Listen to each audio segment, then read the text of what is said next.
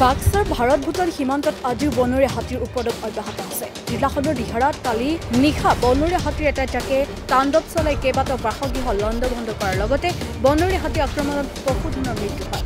জানিব পৰা মতে দিহিৰাৰ মোহন কৰকেটা নামৰ লোকজনৰ গৃহ চৌহদত প্ৰৱেশ কৰা হাতীৰ এটা বৃহৎ জাকে তিনিটাকৈ বাসগৃহ ভাঙি দিয়ে। লগতে বনৰীয়া হাতী আক্ৰমণত পৰিয়ালটোৰ এটা পোহনীয়া ছাগলীৰ মৃত্যু হয়। পাহাৰৰ পৰা খাদ্য সন্ধানত জনাঞ্চললৈ ওলাই অহা বনৰীয়া হাতীৰ জাকটোৱে মোহন কৰকেটাৰ ভঁৰালৰ ধান, পাকঘৰৰ চাউল, তামোল কলগছৰ বাগান খাই তহিলং কৰে। বনৰীয়া হাতীৰ ভয়ত অঞ্চলটোৰ ৰাইজে বহুদিন ধৰি উজাগৰে নিশা কটাবলগীয়া হৈছে। উল্লেখ্য যে দিহিৰা দুমুনি অৰ্ণিবিল অঞ্চলত বনৰীয়া হাতীৰ তাণ্ডৱ ৰোধ কৰাৰ বাবে বন বিভাগে কোনো ব্যৱস্থা গ্ৰহণ নকৰে বুলিও স্থানীয় ৰাইজে অভিযোগ কৰি আহিছে। যাৰ পৰিণতিত বৃহত্তৰ অঞ্চলটোত ৰাইজে বিনোদক ৰজনী কটাবলগীয়া হৈছে। ইয়াকে লৈ দুমুনি আঞ্চলিক আদিবাসী ছাত্ৰ সন্থাই বাক্সা জিলা বন বিভাগৰ তাৎক্ষণিক হস্তক্ষেপ বিচাৰিছে। মোৰ নাম নিকোলাছ তিৰ্কি। মই এখন গাঁৱৰে গাঁওবুঢ়া হওঁ।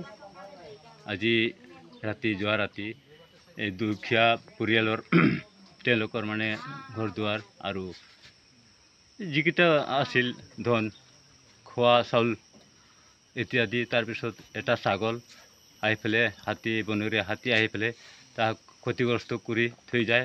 আৰু এনেকুৱা বহুত ধৰণৰ বৰ্তমান এতিয়া মোৰ জানামতে আমাৰ চামকাঠলত তাতেও তেনেকুৱা কৰিছে, ক্ষতিগ্ৰস্ত দুখীয়া মানুহৰ, দুখীয়া পৰিয়ালৰ।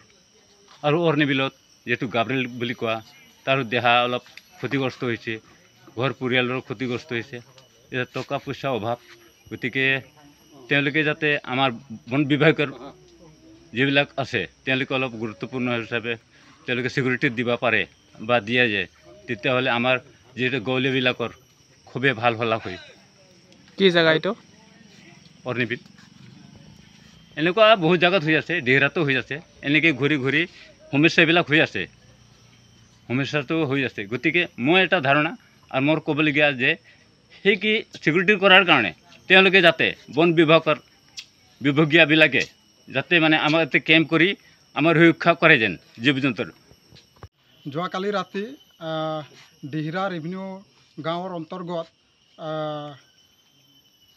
মোহন কেৰকেটা নামৰ ব্যক্তিৰ ঘৰত ৰাতি প্ৰায় 1টামান বজাত বনৰীয়া হাতী আহি তেওঁলোকৰ তিনিটা ঘৰ ভাঙি চুৰমাৰ কৰে। লগতে তেওঁলোকৰ পশুধনো মাৰি মৃত্যুমুখত পেলায়। লগতে তেওঁলোকৰ ঘৰত যিমান সামগ্ৰী আছিলে, ধান চাউল ইত্যাদি গোটেই সামগ্ৰী লৈ যায় বনৰীয়া হাতীয়ে, আৰু তেওঁলোকৰ ঘৰটো একেবাৰে ভাঙি চুৰমাৰ কৰি দিছে। বৰ্তমান সময়ত তেওঁলোকৰ ঘৰত থাকিব পৰা অৱস্থা নাই।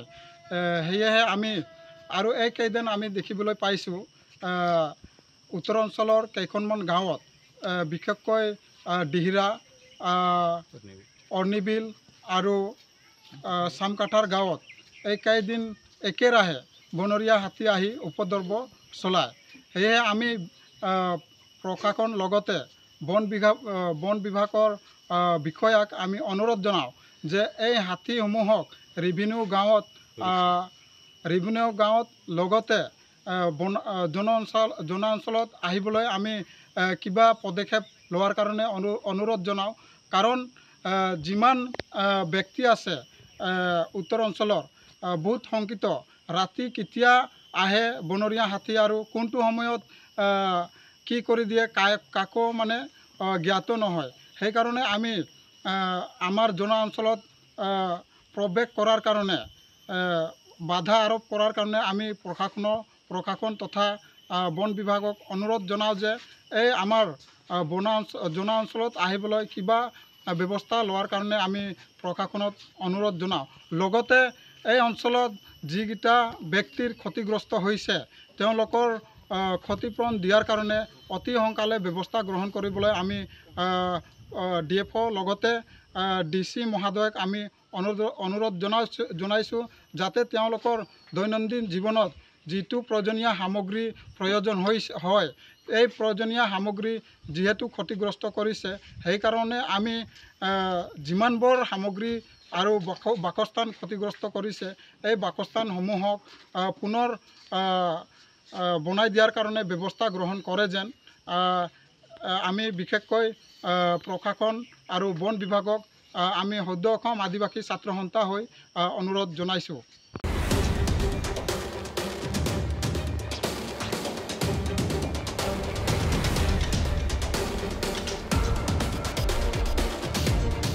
মুছলপুৰৰ পৰা জিন্দুমণি দাস মাই নিউজ এনি।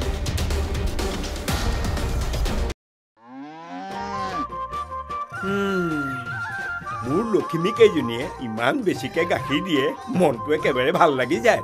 বিয়মৰ দানা খোৱাৰ পৰা মই বেছিকৈ লাভৱান হৈছোঁ। আপোনালোকেও বিয়মৰ দানা খুৱাওক আৰু এইটো বেছিকৈ লাভ কৰক।